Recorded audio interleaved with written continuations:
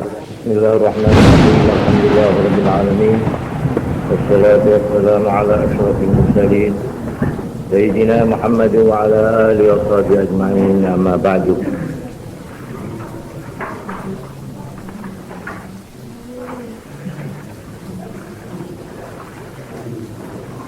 Dalam uraian saya mengenai tasawuf, sudah saya jelaskan bahwa tasawuf itu mempunyai 3 tubuh atau 3 rangka atau selontongan atau kelompok, yaitu pertama pengertiannya, intinya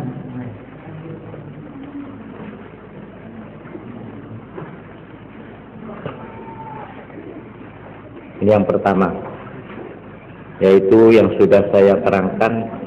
Intinya tasawuf itu 2. Pertama al-faqr atau istiqor, dan yang kedua zuhud.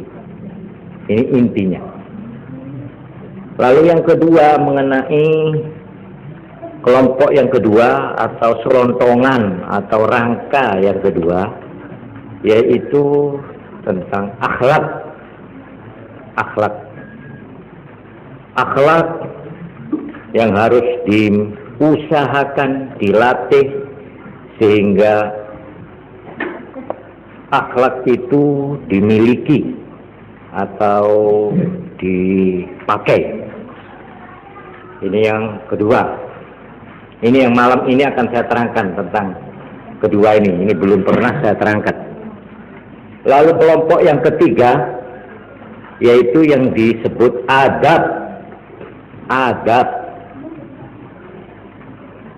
yang merupakan amal-amal atau amalan-amalan, wiritan, dan tata cara untuk menghadapi tiap-tiap waktu dan tiap-tiap ada kejadian atau insiden. Ini jadi orang tasawuf itu ringkesnya yaitu, tetapi untuk menguasai ini itu yang sulingan apa itu? Hah? Lorong. Iya, bukan di sini. Oh ya sudah.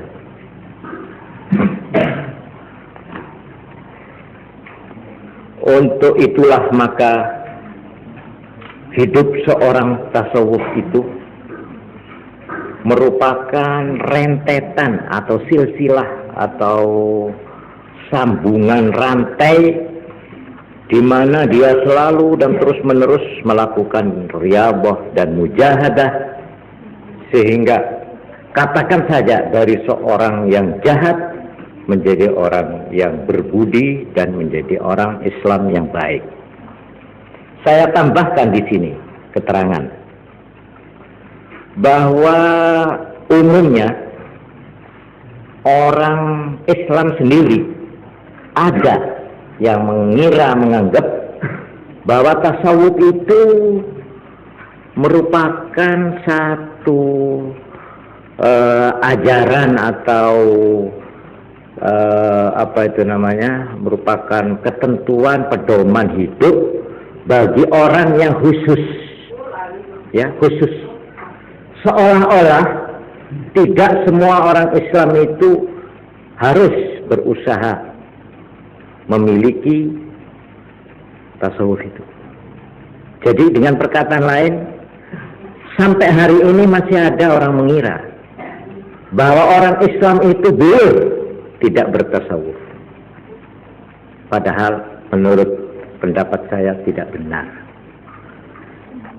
Sebagaimana tauhid, iman, syariat, fikih atau Islam itu tidak bisa dipisah-pisah, maka tasawuf yang merupakan ihsan ini pun tidak bisa dipisah. Jadi kalau ingin jadi orang Islam yang baik dan sempurna, paripurna, yang sempurna, itu memang harus 3 ini dijadikan satu. Ya iman, ya Islam, ya ihsan.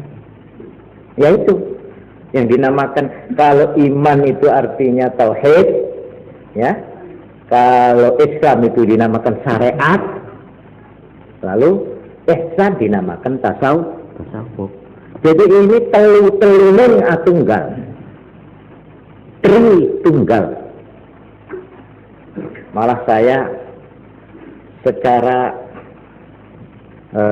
ya artinya secara tegas ingin menyatakan, dalam arti saya bertanggung jawab terhadap keterangan saya ini, yaitu bahwa barulah, ini saya katakan, orang itu disebut Ahlus Sunnah wal Jamaah,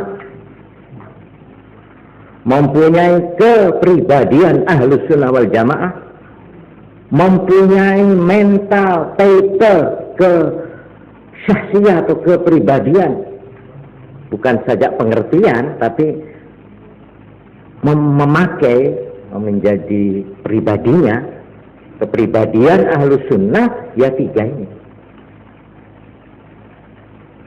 Jadi seorang Islam yang mengikuti jejak Kanjeng Nabi Muhammad SAW, itu artinya Ahlus Sunnah, Sunnatul Rasul.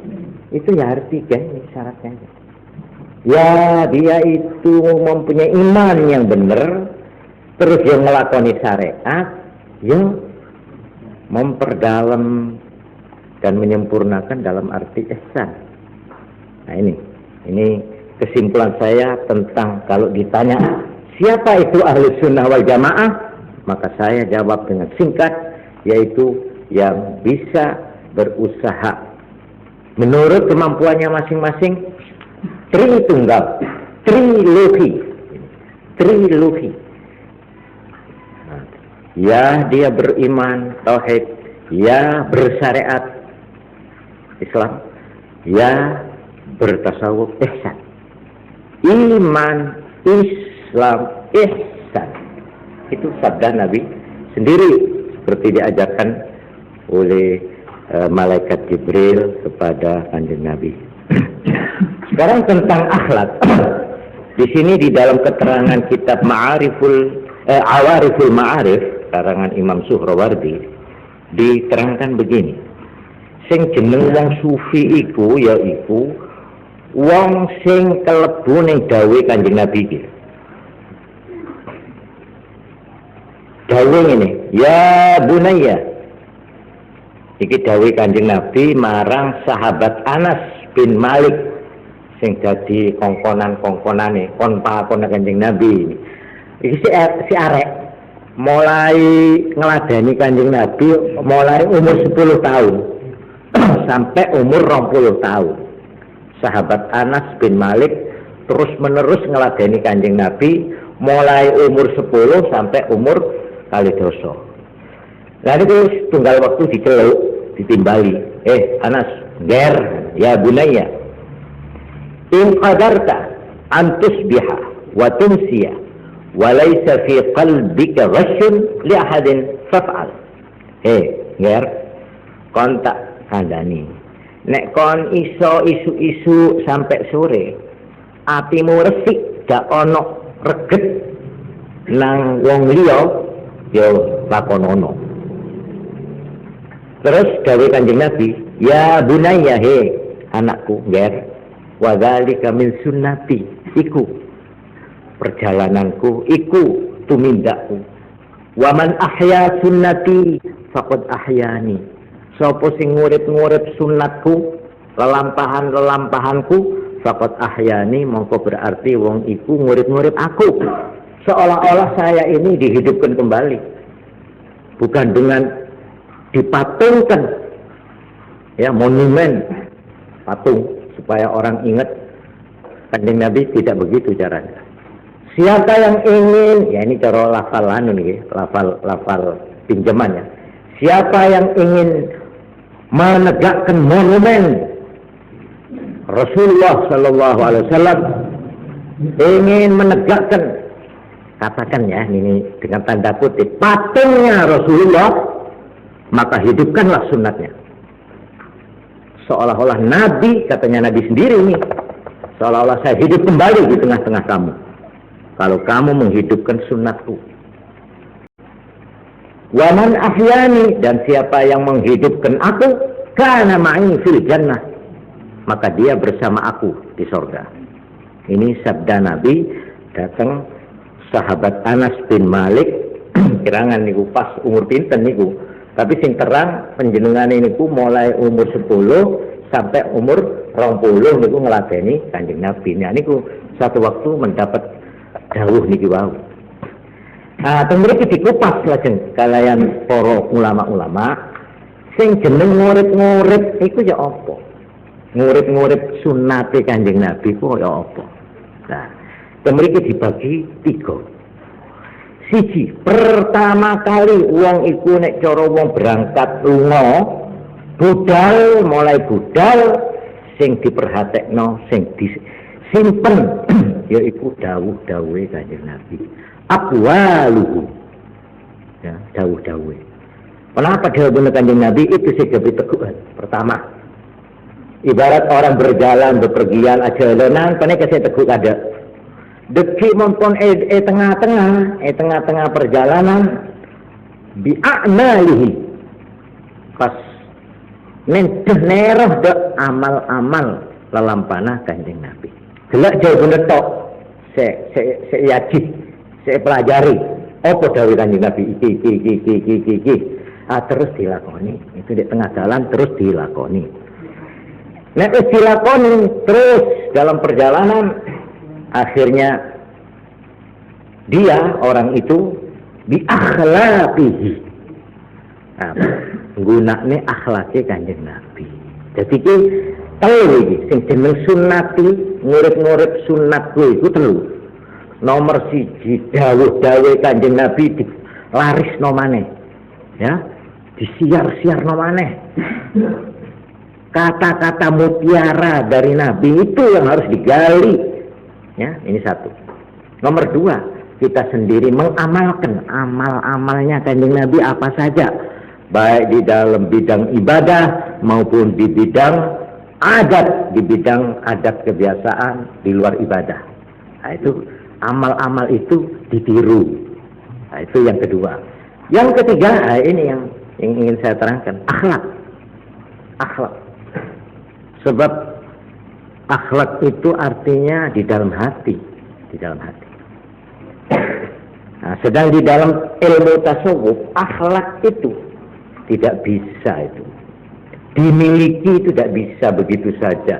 Uang pamane dituturi, kowe ngene, terus sak nalika dadi apik, gak iso, ndak gampang. Untuk memiliki akhlak ini harus ditempuh pertama kali. Syarat mutlak. Ya. Ini tidak bisa ditawar lagi.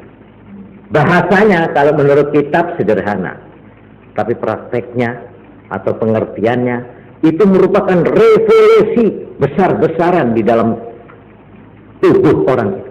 Apa itu? Kata-katanya sudah taubat. Ini syarat mutlak. Nah, uang ingin memiliki akhlak Nabi, tidak mungkin kalau tidak dibersihkan dulu hatinya daripada kotoran-kotoran. Nah, membersihkan kotoran ini, ingin memperbaharui hidup, ingin menutup halaman lama dan membuka lembaran baru di dalam hidupnya, ini yang disebut taubat. Jadi kata-kata taubat itu sederhana, tapi itu merupakan satu syarat dan pengaruhnya besar sekali. Dan orang tidak mungkin akan menempuh perjalanan seterusnya di dalam tasawuf khususnya, atau di dalam arti memiliki akhlak Nabi, kalau tidak melewati pintu gerbang ini.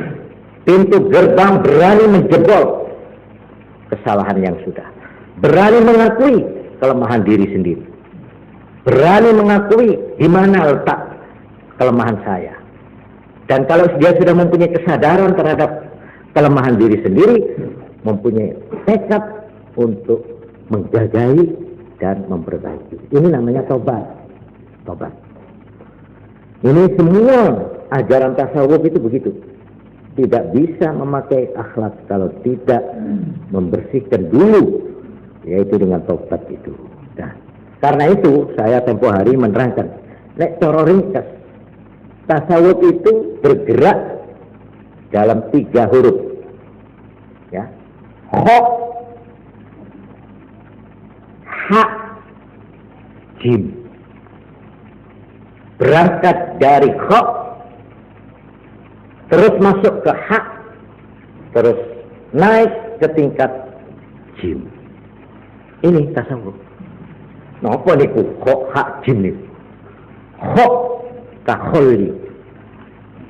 Takhalli artinya membersihkan diri, membersihkan sifat-sifat yang negatif, membersihkan atau menggagai kelemahan diri sendiri. Terus terang mawon ya, semua lingangnya itu mengenal kelemahan sendiri. Saangelan itu untuk mengetahui cacatnya awak dhewe apa, elek itu apa, itu paling repot itu. Kenapa sebabnya? Sebabnya ana wong ngandani kon iki ngene-ngene, eleke didudukno malah nesu. Malah mboten gelem ngakoni malah nesu. Oh, kon tak antem kok kon ini. Jadi ngakon bukan mengenal kelemahan cacat awak dhewe itu sudah satu pekerjaan yang berat. Nah, ini yang harus dilatih. Semua ajaran tasawuf itu ya ini diublek gitu. Sampai ono sing katanya Imam Ghazali itu diterangkan sampai beliau ini 14 tahun mulai dandani awake dhewe. Sampai ono saya dengar cerita itu loh, Abdullah bin Alwi Al-Haddad. Apa Al-Haddad itu? Al-Haddad itu tukang besi, pandai. Apakah Habib Abdullah bin Alwi itu tukang besi, tukang pandai, tukang jaran? Oh bener. Haddad itu tukang besi, mande Athena. Athena ini di tempat ya bor itu giteng pelkoi bisa dilatih nikah Al-Haddad itu bukan tukang besi kemudian ya saya Al-Haddad ya saya tukang pandai besi, bukan begitu. Haddad itu haddad qalbi, jadi tukang besi terhadap hati ini dewe, duduk hati ini aku dilok lawang iki simpan itu ucapan orang, malah ucapan musuhnya itu didaftar. Musuhku, sebab orang itu kalau benci tentu akan mencari sifat yang paling elek dari orang itu. Justru yang ditunggu apa kata musuh saya? Ini, kon iki sombong, kon kementus, kon iki cerek, medit. Ini dicatat, terus dibawa dalam kamar. Apa ya tenang, tak aku iki dilokno wong kok ngene. Diudah aku tek diublah aku ya diumbah bener sebabnya tidak bener, tidak kira musuhku itu ngilok aku ini terus. Oh nek ngono iki pasti apa carane aku ngatasi iki lho ini sih diubah. Itu namanya kho. Nek wis iso ngresiki barulah dia masuk di dalam pintu yang namanya hak tahalli. Ini kalau tulis hak at-tahalli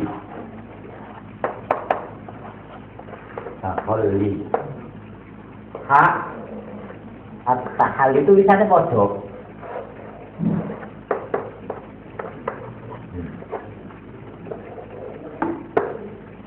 Ini perjalanannya mublek dikit ini kadang-kadang suwi. Nah ini berhasil, barulah kita itu masuk ke pintu yang kedua, tahalli. Maknanya menghias dirinya dengan akhlak yang baik. Nah ini akhlak itu di sini. Tahalli itu berhias, tahalli itu berseni. Tahalli menghias, artinya memakai sifat-sifat yang baik sehingga menjadi watak, menjadi akhlak. Bedanya sifat sama akhlak itu apa? Nek sifat itu gampang hilang.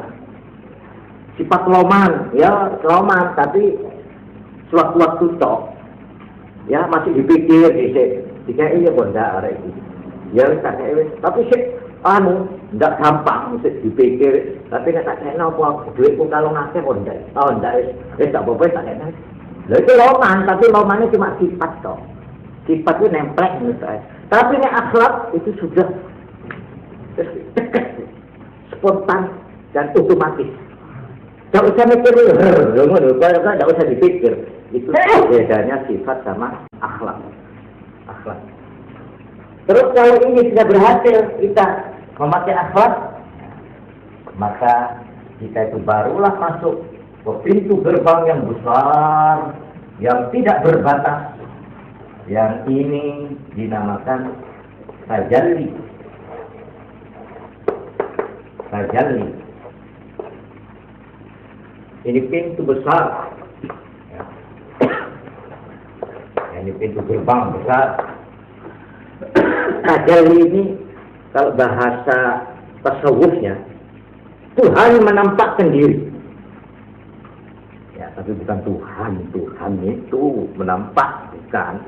Dalam arti kebesaran Tuhan, kemurahan Tuhan, alam gaib Tuhan, dan semua rahasia Tuhan dibuka untuk orang itu. Tidak ada rahasia. Isinya loh mahfuz dibuka kepada orang itu. Ini yang namanya sudah dua tingkat. Tajalli ini ada yang disebut mukasyafah. Mukasyafah itu artinya ditingkat, dibuka selabune, dibuka. Coro rahasianya Tuhan, rahasia kebesaran Tuhan, alam gaib, bongso sing jeru-jeru nih kok. Niku coro umum itu jaling-alingi, ono kebre, ono tendane, niki dibuka. Jret, niki jenenge mukasyafah. Aulia-aulia niku, ya, para wali-wali niku mukasyafah. Terus yang nomor 2 dijenengi musyahadah. Musyahadah iki nek cara wong nang omah ngoten nggih, omah ana wong ndek jero omah. Lawange dibuka. Jret, lha niku mukasyafah roh. Teko jaba roh iku. Ana lemarine, ana wonge lungguh, ana anu roh, wong dibuka lawange. Tur nggih padhang. Tajalli niku padhang. Adam. Tatok teko jaba niku jenenge mukasyafah. Nek wong mlebu nang jero kepethuk ambek wonge sing lungguh-lungguh niku wae teko cedhak malah salaman. Nah iki jenenge musyahadah. Oh, niki bangsa aulia abdal, aulia al-kutub, aqtab, abdal, anjam. Oh, ini jangan dikira itu cuma dongengan itu. Jangan dikira itu kan cuma mitos itu. Itu kan itu sama dengan riwayat cerita 1001 malam itu. Pun menyenangkan. Ini panjang aulia yang sudah mencapai tingkat ini. Bukan saja mukasyafah pintunya dibuka, tapi sampai melebu. Dia berhadap-hadapan seperti menerima Habib, menerima warid, menerima dawuh lewat malaikat dari Allah Subhanahu wa Ta'ala, entah di dalam mimpi atau di fil yaqadzah. Seperti Ahmad bin Hanbal, Imam Ahmad bin Hanbal, beliau cerita 99 kali ketemu dengan Tuhan. Coba. Sampai mau mengatakan Imam Ahmad kata pembohong. Dia itu jagonya hadis. Dia itu ahli wara, orang yang paling takut. Apalagi orang seperti Imam Ahmad bin itu wara dan khusyuk, alim. Dia bukan saja ahli fikih tapi ahli hadis. Ahli meriksa hadis palsu apa tidak palsu itu Imam Ahmad bin Hanbal. Muhaddisun kabir. Ini seorang aulia besar. Seperti juga Imam Syafi'i radhiyallahu anhu, Imam Hanafi radhiyallahu anhu, Imam Maliki, aulia di samping beliau-beliau itu. Nah ini ceritanya pernah 99 kali Imam Ahmad bin Hanbal itu cerita, saya mimpi bertemu Tuhan. Nah ini tentu kita tidak bisa tanya bagaimana. Terus malah cerita, wah aku 99 kepethuk pangeran itu gak tahu matur apa-apa. Jarno, kok aku nek ngisi mana aku tak matur. Katanya ya. Betul. Untuk ke-100 kalinya beliau ketemu lagi sama Tuhan. Di situ beliau matur. Matur ya Allah. Ya Allah. Punapa amal sing marekaken kawula teng panjenengan. Dijawab karo Allah. Maca Quran. Terus loh, maos Quran niku napa kedah ngerti maknane? Ora usah ngerti maknane. Ini jawaban Allah kepada pertanyaannya Imam Ahmad bin Hanbal yang sudah mencapai mukasyafah dan musyahadah. Mulane wong sing seneng maca Quran ojo mamang sampeyan. Senajan sampean ndak ngerti maknane, waduh terus. Itu adalah lebih tinggi daripada buku yang manapun di dunia ini. Karangan profesor yang manapun.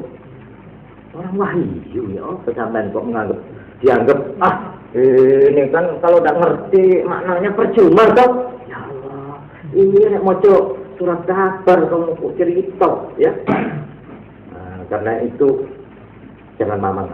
Ini tentang musyahadah, mukasyafa musyahadah. Ini perjalanan daripada tasawuf secara singkatnya ya. Kalau ini di rumus lain, maka tasawuf ialah iman, Islam, ihsan. Nah, itu tasawuf. Atau dengan rumusan lain yang dinamakan tasawuf ialah menghidupkan sunnatur Rasul.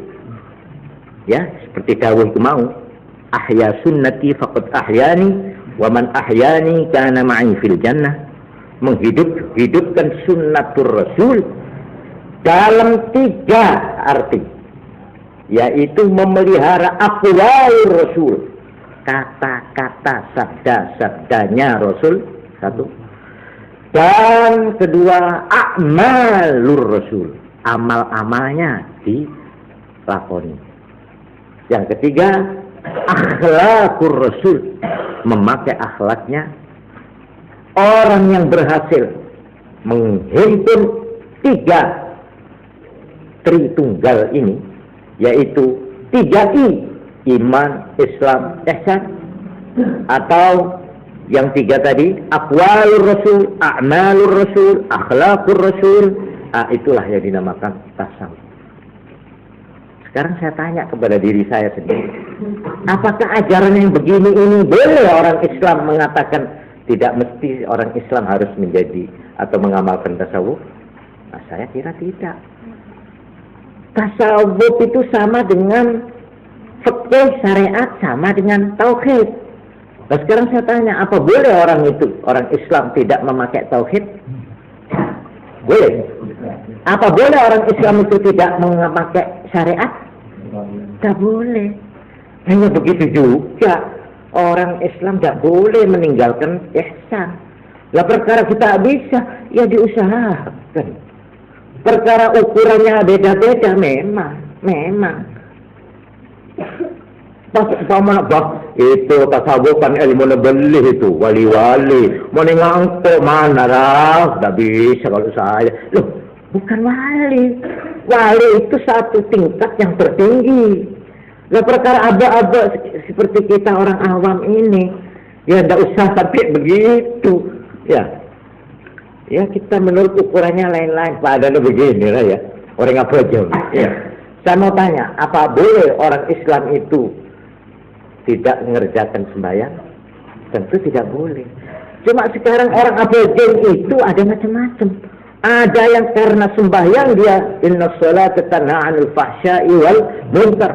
Dia menjadi orang yang bersih, tidak mau mengerjakan kejahatan karena sembahyang. Tapi ada orang abadan sambil nyaut sandal goreng. Nah, Nanti itu bagaimana itu Pak? Lah ya memang sembahyang itu sendiri lain-lain tingkatannya. Ono wong sembahyang sampai diboyoi. Apa perlunya sembahyang? Jarine sing ndak seneng sembahyang. Wong sembahyang isi akeh sing bujuki itu Pak Kaji ku, bujuki. Nipu dagang, ya. Lah kok sing de anu de masjid akeh sandal hilang. Apa perlu sembahyang? Nah, ini saya ingat jawabannya almarhum Kiai Abdul Halim Siddiq ya. Waktu nasihat pada satu waktu saya mendengarkan ini. Masih ingat saya. Jawabannya Kiai Halim bagaimana? Begini. Iku jane sing kok sebut nipu, nyolong sandal, sing sembahyang. Itu sing sembahyang oleh itu. Oh, kemana tidak sembahyang jadi ini. Lah wong sing gak sembahyang nang masjid, gak syukur sandal, sak Quran itu digotong. Ya itu coba apa loh ya agak sudah ya agak. Tadi memang betul. Perkara kita tidak jadi wali ya sebagai wali itu tidak bisa dicari itu. Mau beda orang abirit pas tanya ibang abirit beda apa dong? Ya mau ada cuma lah akhir deh mak abirit teh balap terus jadi. Dari jawabannya itu sudah salah itu. Sebab wahai itu sama dengan nabi. Itu bukan masuk iktisab, bukan masuk ikhtiar orang. Itu karsana Allah itu.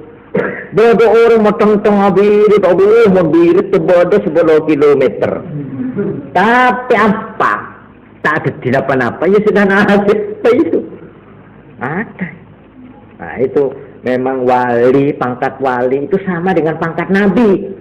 Kok bodoh orang pas ingin beli umpamanya koyok Kanjeng Nabi Muhammad sallallahu alaihi wasallam. Apa oleh tahanut, oleh nyepi itu kepingin jadi nabi boten. Gak ono nabi-nabi sing diangkat itu kepingin betul. Ditunduk iya.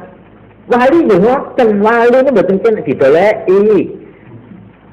Nggih, boten kena niku. Ya perkara nglakoni, nggih dilakoni. Perkara kok dadi ndak dadi niku napa terus e pangeran nggih. Benih keparlo gula benih ngelipur nih kan? Por orang itu menjahadah fina nih kan sejin Allah. Sepasang oleh nabi latihan mujahadah, karena dia naum subal itu aja gitu. Engkau tak nih ku alim tak alim orang. Engkau tak nih ku keturunan kiai tak keturunan kiai. Masih tukang redha berjahadah fina, lana dia naum subalana. Oh nggak? Wow, nang pacar. Senajan orang yang tak alim, tak benaran kiai, jadi wali bisa. Pangerannya kan tidak terbatas. Beliau kan Tuhan itu orang. Apa kalau orang jadi raja itu harus keluaran sekolahan? Kutu orang kota, kutu orang pinter? Enggak. Orang Allah ngangkat orang tanah. Jangan. Begitu dirato bisa. Mereka terang lagi gak bisa. Tolut. Nah, cerita Tolut di Jalut nggih. Lah Tolut itu duduk anake penggede, duduk anake pembesar, duduk anak kutha, duduk wong pinter, duduk wong sekolahan, duduk wong tani. Tapi dituding di Allah, akhirnya diangkat jadi presiden, jadi kepala negara. Nah, itu sifat kongangnya Allah. Sifat jaisi Allah itu terbuka. Niki mengenai soal napa namine ngelakoni niku wau. Pun sakniki sing pokok karena itu ya wonten niki sabenipun kula balan-balan niki. Niki saya ulangi lagi. Karena itu ada seorang ahli yang memberi definisi wae keterangan. Apa sing jeneng at-tasawuf? Niki tak tulis. At-tasawuf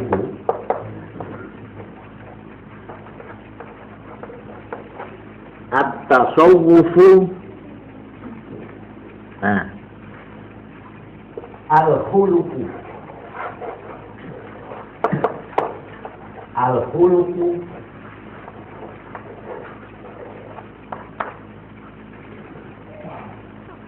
ma'al khalqi.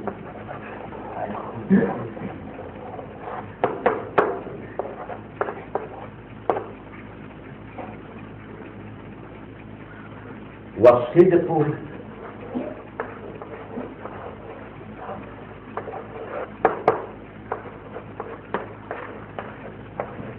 ma'al haqqi.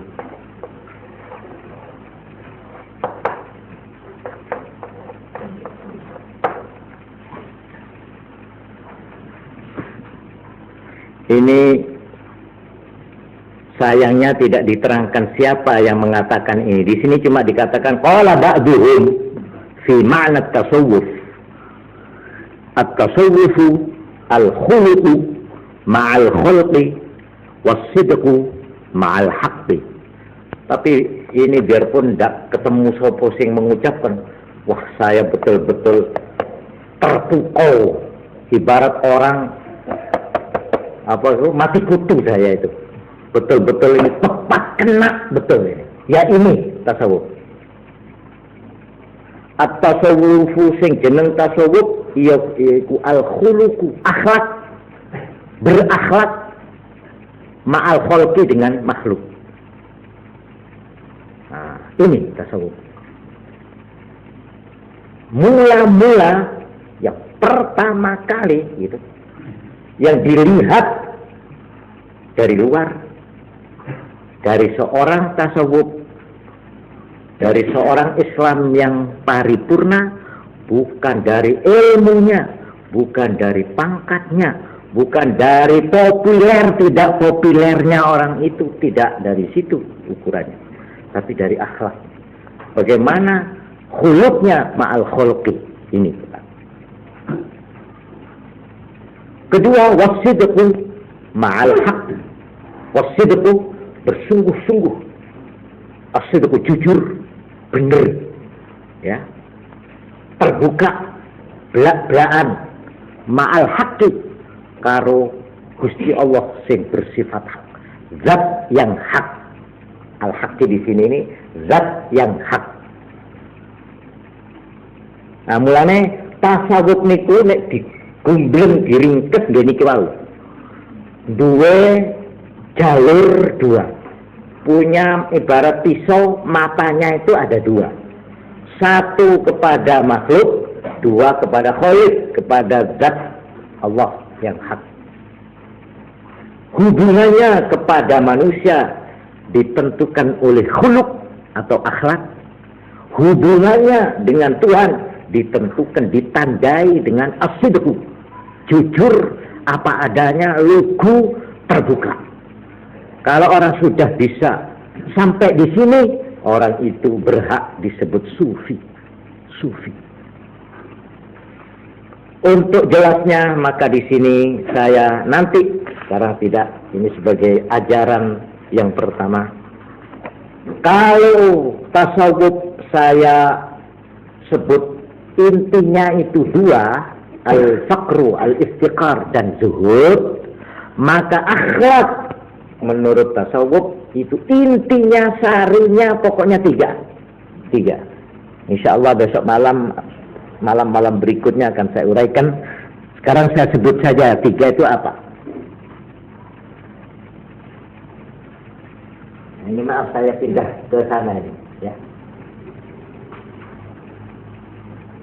Kalau intinya itu al-faqru, intinya al-faqru atau istiqar.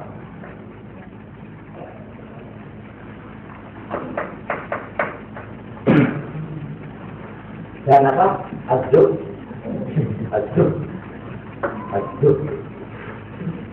Ini pokok isinya ajaran tasawuf.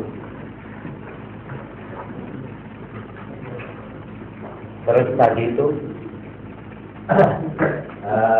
ada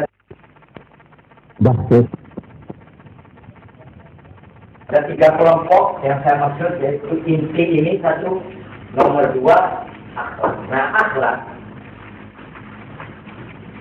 yang menjadi inti ajaran tasawuf, akhlak itu ada tiga. Satu, at-tawadhu. Nomor dua, adamu takalluf. Saya tulis saja dulu. Nomor 3, ihtimalul adza. Jadi ini insya Allah mudah-mudahan dalam malam-malam yang akan datang akan saya coba menerangkan tentang 3 pokok dari akhlak di dalam tasawuf, yaitu pertama at-tawadhu. Apa itu tawadhu? Kedua, adamut takalluf. Apa itu adamut takalluf? Dan yang ketiga, ihtimalul adza. Saya kira karena waktunya cukup sekian dulu. Subhanakallahumma wa bihamdik, asyhadu an la ilaha illa anta, astaghfiruka wa atubu ilaik. Subhanakallahumma wa bihamdik, asyhadu an la ilaha illa anta, astaghfiruka wa atubu ilaik. Subhanakallahumma wa bihamdik, asyhadu an la ilaha illa anta, astaghfiruka wa atubu ilaik. Assalamualaikum warahmatullahi wabarakatuh. Assalamualaikum warahmatullahi wabarakatuh. Marilah sekarang saya meneruskan keterangan saya tentang akhlak yang dimaksud akhlak tasawuf yang 3 macam ini. Pertama, at-tawadhu.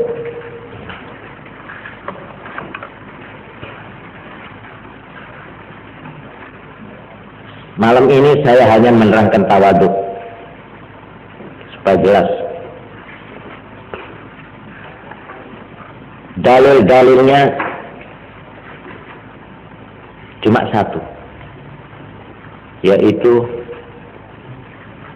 lelampah dan tingkah, sifat serta akhlak Kanjeng Nabi Muhammad SAW. Ini dalilnya. Sebab kita mempunyai ajaran seperti kemarin saya tulis itu, ya, yang dijadikan contoh imam di muka adalah Gusti Kanjeng Nabi Muhammad SAW. Apanya yang kita pelihara atau yang kita ikuti? Kemarin sudah saya terangkan ada 3, ya. Aqwaluhu, 1, ucapan-ucapan, sabda-sabdanya, hadis-hadisnya, ini aqwaluhu. Ini permulaan berangkat. Terus yang kedua, a'maluhu, amal-amalnya. Apa yang dikerjakan sehari-hari oleh Kanjeng Nabi? Ya, di dalam semua bidang itu, bidang rumah tangga, bidang ibadah, bidang masyarakat, itu a'maluhu, perbuatannya. Jadi kata-katanya, perbuatannya. Lalu yang ketiga apa? Akhlaquhu. Nah, ini akhlak-akhlaknya. Sedang akhlak Kanjeng Nabi itu diterangkan oleh istri beliau, Nyai Aisyah, karena khuluquhul Quran. Akhlaknya Kanjeng Nabi itu apa? Ya Quran itu. Itu katanya Nyai Aisyah itu. Wah, ini jawaban terlalu ringkas, ya, tapi terlalu panjang itu, terlalu luas itu. Membaca Quran, pas orang ngaji lah ini benar. Nah, sedang di dalam Quran diterangkan, qul in kuntum tuhibbunallaha fattabi'uni. Ini dalilnya. Nek kon pancen seneng nang Gusti Allah, atuh tenaku iki, tiru naku iki, Kanjeng Nabi. Ini yang diperintah oleh Tuhan. Qul, terangna Muhammad nang wong-wong Islam iku, ya. In kuntum tuhibbunallaha, nek kon seneng nang Allah temenan, fattabi'uni, melo aku kon, tuten aku, tiru naku iki.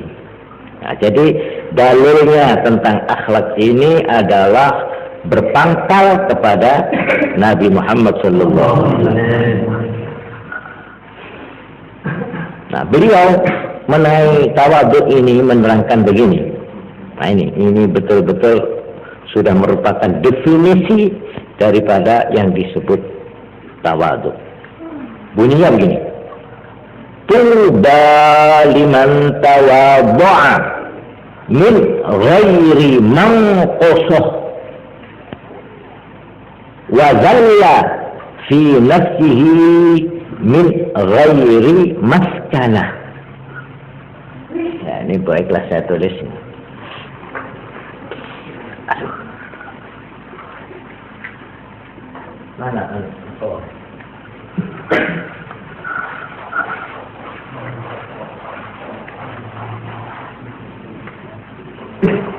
Ini hadis tuba, berbahagialah. Tuba liman bagi orang tawadhu'a yang merendahkan diri, tawadhu'a min ghairi, tidak karena mangkosok kelemahan atau kekurangan atau cacat. Dia bersikap merendahkan diri bukan karena ada cacatnya atau kekurangannya. Dia orang baik-baik, orang biasa, cuma merendahkan diri. Tapi kalau ada orang merendahkan diri karena memang cacat, karena apes, itu bukan tawadhu itu. Ya memang rendah itu. Wazalla dan hina, ya merendahkan diri lah. Wazalla dan merasa hina, merasa jelek fi nafsihi, di dalam dirinya.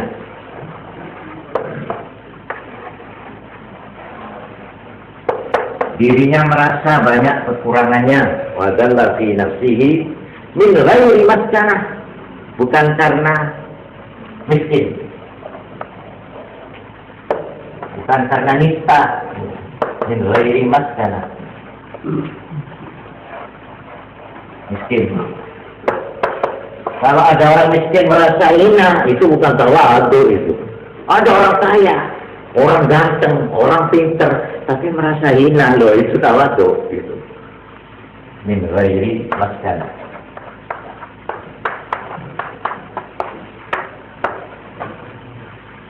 Selain ini ada sabda Nabi yang terkenal sekali, yaitu ini: man tawadhu'a lillah, siapa tawadhu'nya itu karena Allah, merendahkan dirinya itu karena memang sebagai hamba dan karena niatnya karena Allah, gitu. Man tawadhu'a lillahi rafa'ahu Allah, maka Allah mengangkat derajat orang itu. Rafa'ahu Allah.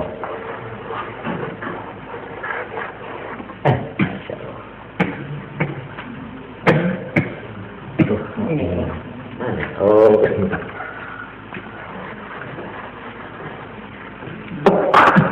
rafa'ahu Allah.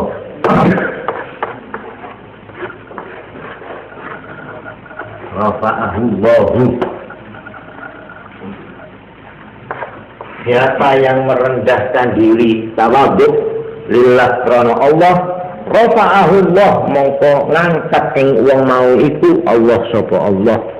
Orang itu tidak malah jatuh derajatnya atau turun nilainya, tidak, malah tambah tinggi, malah tambah simpatik, tambah disenangi oleh masyarakat. Ya berarti sebaliknya, kalau orang tak masyarakat tertepak masyarakat tak apa-apa, muntas talabus masyarakat pasti geger pangkatnya itu.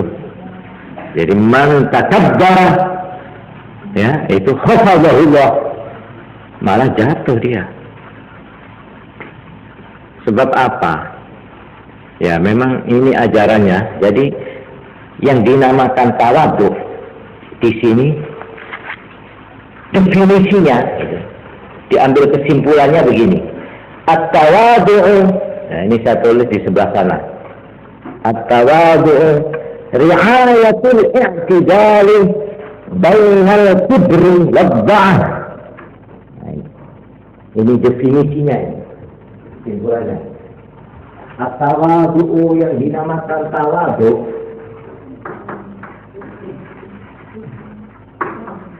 riayatul i'tidal, memelihara keseimbangan.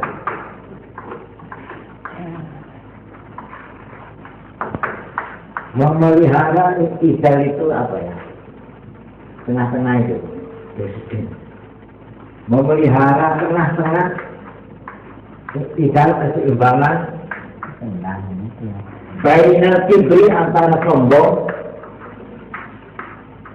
antara raja. Kibri itu kabirun, raja. Bainal kibri wadda'ah itu rendah.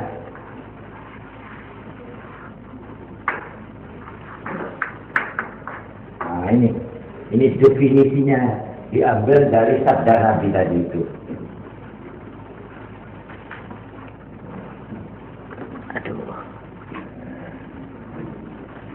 At-tawadhu'u ri'ayatul i'tidali bainal kibri wadda'ati.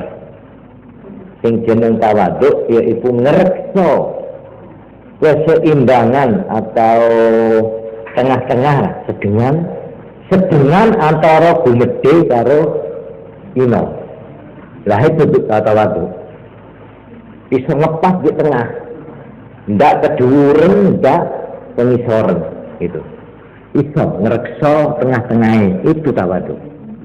Karena itu sabdanya Nabi tadi itu dengan perkataan lain beginilah nih, cara gampang ya, cara kampungan nih. Uang sing ero ukurane dhewe. Lah niku. Gedhe pirang meter lho umpamane nggih. Gedhe aku iki sak meter punjul piro? Umpamane swidak, umpamane nggih, 1 meter swidak. Lah nek kula wis ero ukurane enak pun. Napa-napa niku lepas. Pakaiane ukurane ya ngepas, ndak kegedean ya ndak kecilian. Lho, ngrekso tengah-tengah ngepas niku sing jeneng tawadhu. Ngoten lho. Dadi niki nek unine enak, gampang, tapi ngleksanakne niku sing repot. Ya napa sedengan niku sing jeneng sedengan niku ya napa niku sing tak repotan niku. Umpamane sakniki nggih. Ngukur ilmuku iki sepiro. Lho, nek pun ngerti lho, niku ora iso ngarah-ngarah. Aku iki sak temene nek mengenai soal iki gak iso. Tapi ana wong iku wis gak iso ngono. Somo iso dan ring Jember. Sok tahu tak mecetak. Ada orang bicara soal ekonomi ikut. Ya. Oh iya, ha. Pas kita bicara soal agama dia ikut. Ada bicara soal politik ikut, bicara soal teknik ikut, soal kesusastraan ikut, soal kesenian terbang ikut, soal kesidak ikut. Kayak dia itu all round ya, seolah-olah berikuti semua itu. Padahal, nah ini maaf ini, orang agama itu kalau ada orang bicara soal agama, padahal dia udah ngerti agama, cuma ngerti itu konangan benda. Loh, ini kita ngerti apa ini? Malapatnya apa hadis Quran? Oh ini menurut agama Ambil bisa ngerti tapi lagi. Buat apa kita itu membuka aurat kita di muka orang-orang itu? Umpamanya saya tak ngerti soal apa namanya ya, soal jaran. Mana? Buat ahli-ahli jaran boleh hadir di sini. Pas saya tak nerang lagi tentang kuda bima itu ya semes todo itu berbeda apa dari makro sering otak itu mau bicara soal buntok penjara cuma baru sampai buntok sudah mau ikut hadir dengan di tengah-tengah ahlinya kuda ini sudah padahal dia sendiri merasa wah saya semua bidang saya bisa. Tak ada gila diam-diam itu gila kapior itu. Pembatak sepur kepek gitu kan. Cuma tak ada kalah caca orang. Tapi jatuh nilai orang itu. Tapi kalau dia itu kepes liro, ukurannya malah dihormat oleh orang dia. Iya kan enggak? Dihormat. Saya nggak ngerti ilmu kedokteran, ada dokter apa? Saya di dalam bidang ekonomi saya dokteran terus. Tapi dalam bidang soal kedokteran saya SD, masih sekolah dasar. Ada dokter, kita bicara soal ekonomi, dokternya banyak mendengarkan keterangan saya. Tapi kalau sudah mengenai penyakit, saya diem, saya minta keterangan sama dokter. Oh, ini yang cap jempol itu, saling harga menghargai di situ. Seperti Kiai Khazin sama Kiai Hashim Asy'ari, ya, Tebuireng. Kiai Hashim Asy'ari Tebuireng, Kiai Khazin Panji, tahu Panji, Siwalan Panji, ya, si Sorjo. Ya Allah, terharu kita, terharu mendengarkan riwayatnya orang dua ini. Bagaimana? Nek wis wayahe Kiai Hashim Asy'ari Tebuireng mulang Bukhari Muslim, Kiai Khazin melok dadi santri niku. Coba. Tapi kalau sudah menerangkan soal fikih, ya Hashim mondok nang Kiai Khazin. Coba. Ini. Itu malah tinggi itu. Bukan tambah rendah. Nilainya tidak, malah ini dia orang yang betul-betul. Nah, ini namanya justru ini yang disebut tawadhu. Paham sudah ya? Jadi ini cara kampungan, tawadhu itu bukan Anda pasor merendahkan diri, nepes gini itu. Bukan begitu tawadhu itu. Pambodo orang jalan di tengah, pangkir mikir. Kita yuk, lebat kiman yuk, lebat senten bagaimana? Baik coba alhamdulillah. Bukan begitu tawadhu itu, bukan begitu. Tidak, bukan. Karena itu Kanjeng Nabi Muhammad SAW pada waktu ada orang ini, ya, soal takwa itu. Ada orang itu mana bojeng duduk nunduk, ya, sampai sudahlah. Padahal dia itu belum tua itu, duduk nunduk sampai melekok, dada melekok. Iya benar Kanjeng Nabi. At-taqwa udah. Takwa itu di sini, bukan di sini, ya. Bukan melekok ini itu sekedar takwa. Takwa itu di hati. Sesobat. Nyumpul Kanjeng Nabi. Dan kita jangan mengira ya Kanjeng Nabi itu badannya ringkis. Saya begitu. Kanjeng Nabi itu mulai umur 53 justru mulai mimpin perang beliau. Coba gambarkan. Apa tuh kalau uang mimpin perang tak bawa begitu itu, gitu itu nggak bisa. Jangan dibayangkan Kanjeng Nabi itu ringkis. Enggak. Kanjeng Nabi hijrah itu ya, hijrah kan 40 tahun diangkat jadi Nabi, iya kan? Terus di Mekah berapa lama? 13 ya? 40 sama 13 berapa? 53. 53 beliau pindah hijrah ke Madinah. Persis tanggal 17 Ramadan tahun kedua dari hijrah. Jadi umur berapa beliau? Tambah 2. Nah, umur 55 beliau memimpin perang Badar. Di waktu bulan puasa. Coba bayangkan. Apa perang itu akan menang kalau dipimpin oleh orang sepak bola atau ini? Mari, ya ini bukan saya mengkritik, bukan, ini sebenarnya saya ingin membela Kanjeng Nabi saya. Jangan digambarkan Kanjeng Nabi itu tok pes nepes, bukan. Umur 55 mulai mimpin perang, coba bayangkan. Ya apa? Oh, mimpin perang untuk jalan ini, musuh itu juga tegak. Kan itu mestinya. Masa Allah, tak begitu tapi. Lah itulah ya. Jadi tawadhu itu jangan diartikan keliru. Tawadhu ini pengertiannya itu. At-tawadhu ri'ayatul i'tidal bainal kibri wad dha'f. Ini hakikatnya. Tapi di dalam keterangan-keterangan imam-imam yang lain diterangkan pelaksanaannya bagaimana. Nah ini caranya supaya kon iso tawadhu. Ini qala al-jala laula syarafut tawadhu kunna idza masyayna nahtur. Wa qala Yusuf ibn Asbat, Imam Yusuf bin Asbat pernah ditanya, ma ghayatut tawadhu, apa sing dijenengi puncaknya tawadhu?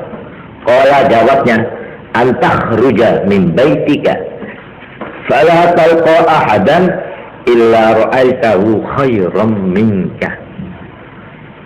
Nek kon kepingin takon apa puncaknya tawadhu, yaiku kon nek metu saka omahmu, kon ora kepethuk sapa wae angin kok anggap iku luwih apik timbang kon. Niki. Wah niki sing angel nih. Nggih. Sampeyan keluar dari Compok, pas ngira abe setepang cie jalan, anggap gini lebih saya tentang sampeyan. Nek ilmu lamun tero nganggo yeneka. Mulan ki melarat meskipun sedengan melarat tidak remah. Kalau kita keluar ketemu siapa saja supaya menganggap itu lebih baik dari saya. Enggak remah itu hari. Padahal biasa tidak begitu biasa. Kan iya toh? Lah neka. Neka mutaelat tidak bisa neka. Mula nak gula motor neka jemang keterangan nah, gampang. Tapi si melakukan mereka itu sebelum mutaelat kan berempat terus terang. Manusia mereka pacet botek dari kanak nih apa? Ini kayak kocak naluri, hawa nafsu, naluri ini, insting, ya. Mulai lahir procet dia itu merasa paling baik, merasa paling perdu. Itu sudah semua orang itu tak nampak sudah. Coba lihat anak kecil, sudah anak siapa saja sudah. Apa anak Rato, apa anak Kuli, apa anak budak, apa anaknya siapa saja. Coba dia ingin menang sendiri apa enggak? Coba ini. Apa ada anaknya orang masih kecil? Coba ini gambarannya ini. Tak usah anak terjoji, anak orang pangkat, tak usah. Anak orang melarat, anak orang sepaling ini cara anak kene kesa. Coba gua tanya, kenapa bade setero ngalah ke alen atau berkekakan? Lahir bocot alen, menteng ke dibi. Napa-napa kedipin tak akan ngani tak pemilu ke tembuk ini kalah dibit ngalami setengah mati nang ibu pokoknya dulur-dulur itu nek arep nggak oleh karpe ini tuh bentuk simpen mawon anak isopo mawon lah ini tanda bahwa sifat itu memang dibawa dari rahim memang itu bukan nah ini yang harus dilatih itu.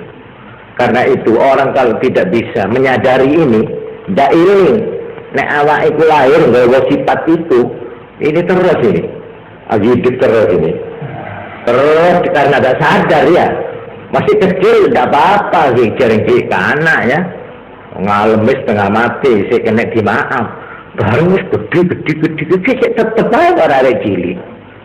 Wah ini yang terus repot sih, kasihan orang itu, kasihan.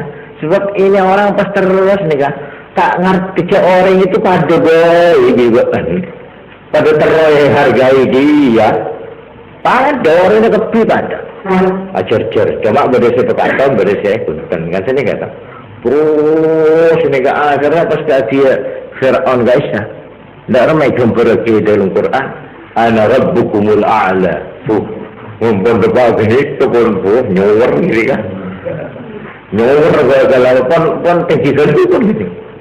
Sebab barang ini kan harus diundur berdua, tak bisa menggaman nyor kan? Iya. Mulane Fir'aun itu bareng merasa dia tuh tak tahu loro 40 tahun coba. Tak semua sok. Apa dekat duit titisan pangeran masuk ke anak putune pangeran masuk ngene aku iki coba. Lah 40 tahun lu aja tahu coba. Urip seneng terus, keturutan terus. Pasera orang isi tak pas raja. Begitu mak dada raja besar membusung sampai maaf nih kan. Rasa heran lah raja dia besar kepala gini kan. Besar kaki, besar perut, besar lengan gini kan. Akhirnya apa besar ucapan, besar ojaan. Padahal mau ojaan itu di Quran. Ana rabbukumul a'la. Sayalah Tuhanmu yang paling tinggi. Mungkin kedepan ini kebenar billah gini. Akhirnya penyuwar di pangeran. Dharma, ini kan siapa? Mari ngocaan larabukumul a'la, perang pasan bi Nabi Musa, pakai tabung kayak segi, tabung akhirnya tenggelam di lautan merah, neka. Juga sebenarnya Korun neka termasuk anak buahnya Nabi Musa yang paling setia itu adalah makmum terus mula pojok, santri Nabi Musa nih kak, pengikut itu. Sampai akhirnya sehari, 2 hari, seminggu, sebulan, setahun, marang-rang saya datang jamaah. Urus bi Nabi Musa. Coba tanya akhirah, Korun tu dah tak tahu nengar kok. Bila dia semangat tu bilang, wah sekarang mak berkendur itu. Benda kendur di linda benda. Mana kendur? Urus. Urus. Sampai ada tempel Nabi Musa. Sampai ada tanya aku terus sampai ada gabi Nabi Musa. Lah kepada dia apa dia untuk kita repot. Kepada itu tanda. Ya Allah tanda. Kepada repot. Ibu nanti ini kah tepat tongong ke dia. Wah, akhirnya sobung salah garu mereka orang si Soki enggak Korun. Okay. Sampai gembira ke Quran Dharma guys ya. Usbatun guys ya Dharma. Mafatihahu seperti ini. Ini kuncinya itu, kunci lemari lah Korun. Mereka buat pasukan sendiri. Jadi ada 1, 2, 3 batalion barisan yang hanya tugasnya itu membawa kunci coba. Dari suki nggak genit gitu. Tapi akhir TBN ini ke akhir pas nyengla pasti benar masa. Engkau beri kesokian dari dia. Arya tangkan aja engkau arya kelebullah. Mereka pas jangan ni kesini. Berarti nyela hati. Saya nggak sampean wah. Kalau saya di dunia sudah diberi begini kekayaan oleh Tuhan, ini artinya saya nanti kalau mati lebih kaya lagi saya. Sebab saya ini kekasihnya Tuhan. Kalau tidak kekasih, masa saya diberi kekayaan seperti ini? Itu Korun. Akhirnya kayak gini, siapa kan? Barang tepak upacara apa sih ini? Pada Ibu Ngona. Abah datang peluit sini kan dari pangeran, trik sini kan. Pas jauh mah. Mabah kecil alorsot dia, belum pada istana anak Aisyah. Fondamennya itu pas ngelorsot ke dalam tanah, gerak. Terus ya satu jam begini kan, dimakan oleh tanah, termasuk Korun juga. Jadi harta kekayaan karun yang berkamar-kamar ambles di dalam perut bumi. Karena itu disebut harta karun. Harta karun itu artinya harta pendeman yang ada di Walame dari kekayaannya Korun itu. Jadi kalau ada orang menemukan kekayaan di dalam tanah, itu disebut harta karun. Nah, ini kan sebagai gambarannya. Nah, jadi sekarang soal ini memang sifat watak. Tak usahnya lagi orang mempercet benak-benak minta menang hidup itu sudah watak. Coba soalnya kita itu bagaimana ngeluh. So gini, kalau sampai ini mengkelero dia, sifat dia merasa lebih baik, dia merasa paling menang, ini ditindas oleh ayahnya, ditindas. Akhirnya dia menjadi rendah diri. Ini lebih berbahaya lagi. Lebih berbahaya. Aduh, kok bisa apa kok lain. Ini menjadi putus asa di dalam hidup. Mau usaha, masa bisa saya, tak kira bisa soki saya. Nah, sambil merek-merek, bangga sekolah aja saya dah bisa. Jadi saya orang naring putih saya senega sambil shot mulai shot senega. Ini lebih berbahaya ini. Tak boleh ini. Jadi orang terlalu sangat tasan yang berbahaya. Kemabuan yang berbahaya. Karena itu sahabat-sahabat Nabi Muhammad SAW Itu digambarkan di dalam Quran surat Al-Fatah atau surat Muhammad itu. Itu, surat Al-Maghasa. Masya Allah. Kazar'in kasana. Asyidda'u 'alal kuffar. Berapa? Ruhama'u bainahum. Oh, ini tawadhu. Asyidda'u 'alal kuffar. Bersikap gagah, tegas. Ayo, tak keletak kon, tak untal malang kon. Tapi kepada siapa? Kepada kufar, kepada musuh di medan perang. Ayo, ini. Boleh itu. Dokter, santri sini, umat Islam sini, mau apa tak keletak kon, boleh begitu. Tapi alal kufar. Itu sahabat-sahabat Nabi itu, Masya Allah. Kalau malam itu sudah di masjid itu tunduk semua, lelok tapi neng begini, sunyi sepi. Kalau sudah zikiran, Allah, kayak orang lutur, kayak orang sindang diotot itu. Sampai diarani ruhbanun fil layal. Mereka kalau malam seperti pendeta. Tapi luyubun fil nahar, tapi kalau siang seperti macan mereka. Bisa kita seperti itu, mari. Mau lemah enggak pandita, aduh. Astagfirullahaladzim. Lama lu jenikah, tenang. Tapi kalau sudah di medan perang dia, luyubun, mereka macan semuanya. Keletak lah itu asyidda alal kufar. Itu sahabat Nabi itu ya. Ruhama'u bainahum, cinta kasih andap asar nerimo bainahum antara teman-temannya. Itu. Apalagi terhadap kanjeng Nabi Muhammad sallallahu alaihi wasallam. Aduh. Itu ada penyelidik ini. Ini ceritanya ada penyelidik dari Romawi itu kirim orang mata-mata. Coba selidiki ono bagaimana itu Muhammad sama sahabat-sahabatnya itu. Ini kok perang kok menang terus. Apa rahasia ini? Coba selidiki kono. Kono sudah, ya, nggak pura nyampur. Baru didelok mulai deh laporan. Pun, pantes nek menang perang gitu. Loh apa? Pun. Kalau betul tahu kata kayak niku pun. Ya apa? Kanjeng Nabi Muhammad itu pun kayak rakyat biasa. Nek wis jagongan ngoten niku gak iso bedakno endi sing Kanjeng Nabi, endi sing sahabate. Padha mawon to. Cara-carane iki wis padha. Tapi nek Kanjeng Nabi wis dawuh jarene si laporan niku. Ya Allah, wong sak masjid sak latar niku dinggo kabeh. Gak ana wong sing wani guneman bisik-bisik mandalan. Kok bisik-bisik? Delok Kanjeng Nabi dawane, ngangkat mukanya melihat tidak berani. Begini. Sampai dikatakan ka'anna ala ru'usihim tuyur. Seolah-olah di atas kepalanya sahabat-sahabat itu ada manuknya.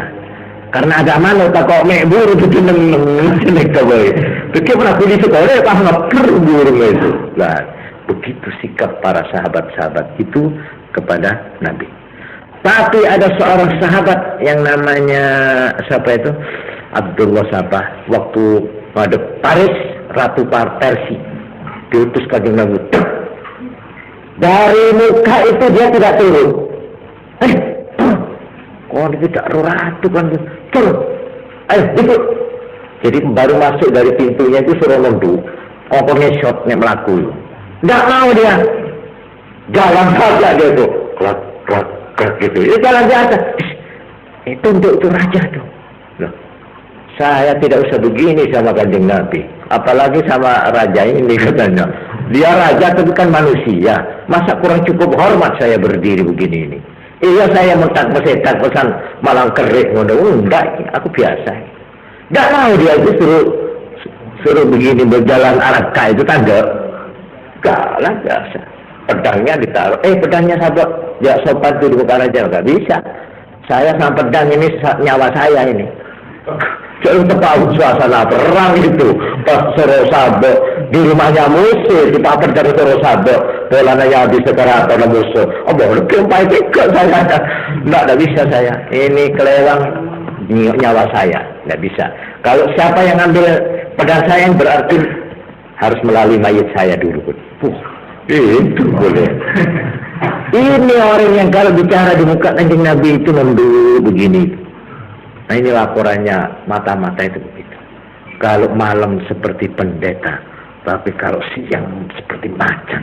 Ini tawadhu. Yang itu tawadhu. Riayatul i'tidal, menjaga keseimbangan, tahu di mana dia harus berbuat ini. Lebih dari tawadhu berbahaya saya katakan. Nek uangku putus asa, rendah dirinya, rumoso dak kanggo, rumoso pak keratu, bahaya itu, bahaya. Itu jadi orang terbuang nanti, kasihan. Tapi sebaliknya orang yang tak mesetak pas cetak pas anaro buku ulala ya berbahaya juga. Cuma berbahayanya lebih kecil daripada yang ini. Kenapa? Bahayanya ini paling kayak kendala orang gitu aja. Tapi mulai kecil lecak ini mau tak bercokol, tak bisa cokol, cuma enggak bola saya becah saja. Benang dasar itu bagaimana benang? Ada ditegakkan itu tak bisa, betul betul mereka. Nah, karena itu ini supaya kita itu melatih mulai kecil ya. Anak kecil, anak kita itu harus dilatih. Dan satu rahmat dari Allah Subhanahu Wa Taala ini, rahmat Allah nih putri sokore. Mau tepat di embuk mereka bisa nyetel, insya Allah anak saya. Dharma, apaan ini biasa kerang, kan gitu. Kerang biasa kirang dari juga orang laki, nih saya laki kerang, saya bine, saya laki sabar, saya bine kerang berada. Cuma umum loh, saya laki nih kan kerang. Bersuara narajo pak nih kan, orang laki nih kan pun dewasa suara apa? Nikah. Maharaja. Tapi anak mau wedok masih wis tuwek isih cilik jane nikah. Terus cilik. Niku napa perlu nih? Nah, niku satu rahmat Allah niku. Anak ini lho. Anak ini ku pokoknya digegeri bapake terus bayu nang ibune. Ngoten lho. Jadi tidak sampai mati anak ini. Nggih, nek kegelok disentaki terus nggih. Akhirnya putus asa, pecah. Ibaratnya kocok pecah. Lalu dikituin terus nih bapak. Nggih. Tapi nek jinisnya tok, nggih, malah jadi tanah lembu mungkin. Kalau ibu direm-rem, iya nak, kon arek bagus, ane ya, seneka suaranya kene, itu biasa neka. Neka pas setengah kelir neka anak neka, dari seneng lah. Pancen uang ini anak cilik nih. Kon milih kon pilih di bapak atau ibu mesti ibu mesti waktu itu didongengi ya. Apa jawab pak? Ya, ada anggota mas. Betul. Kerjaan anak kemel apa itu? Pipas. Masih itu mengganggu orang tidur ya. Ayo kawan. Mau ambil jaga. Jaga masih kemek, si guru tadi jaga, ngompol mana? Oke, kali lain yang tadi kalau memang maksudnya Tuhan itu supaya manusia itu hidup tawadhu.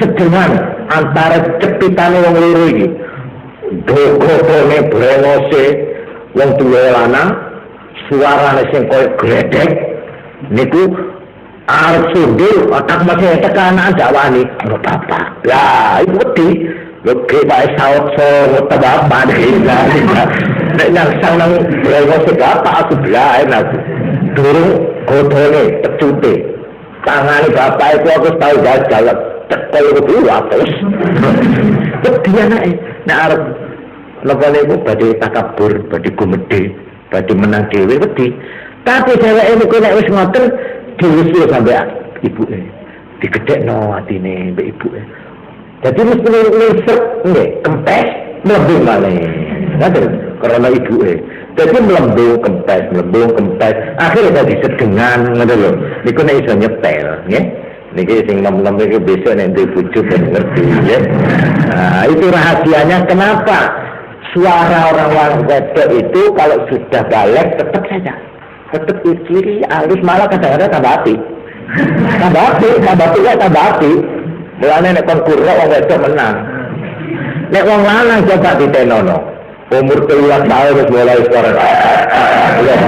Wis mulai seturang wis, nggih. Wis mulai lho cara motor wis mulai watuk-watuk. Tambah gede tak berubah. Mulane ahli kurok wong lanang gak awet. Suara apa mana suara rokok, rusak, gak iso musabakoh. Niki wau keterangan tawaduk niku nggih. Dadi nek iso tengah-tengah, insyaallah ini maksud.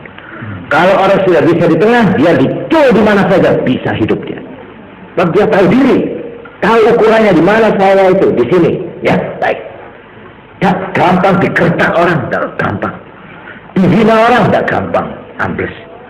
Diborong orang, tak gampang mundur. Wah, dilem orang. Oh, ini cap jempol, ini kiai, ini. Pas begini dah. Sebab saya tahu ukuran saya sendiri. Biar kamu memuji saya katanya pinter surga langit, sebenarnya bukan surga langit, surga hubungan. Coba kan hubungan sini ilmu saya. Saya tahu, saya lebih tahu tentang diri saya. Karena itu Kanjeng Nabi Muhammad sallallahu alaihi wasallam memberi nasihat. Nek ono wong nyadat nangkon menengok, mbok menawa bener. Nek tapi nek ono wong ngelem nangkon aminono. Aminono. Iku anggap bedu. Muga-muga pengeleme wong iku muga-muga bener. Senajan aku ora saiki durung bener. Tuh, cek lambok sampe cek bagus sampe. Bagus dak remo pakai tak tahu atene kok. Mau tahu bacang kok. Niku nek ngoten dadi nek ana wong donga, nek ngelem sampean amini nggih. Sampean amin ya Allah, amin, amin. Muga-muga kaya niku. Ngoten mawon. Padahal dereng ngoten dhisik. Tapi nek ana wong nyacat maju meneng wae, mbok menawa bener. Ngoten mawon. Nggih, niki amrih ngrumat sing jeneng tawaduk. Sampun semanten niki kan kula kirang langkung nyuwun ageng pangapunten ya. Subhanakallahumma wa bihamdik asyhadu an la ilaha illa anta astaghfiruka wa atubu ilaik. Subhanakallahumma wa bihamdik asyhadu an la ilaha illa anta astaghfiruka wa atubu ilaik. Subhanakallahumma wa bihamdik asyhadu an la ilaha illa anta astaghfiruka wa atubu ilaik. Wassalamualaikum warahmatullahi wabarakatuh.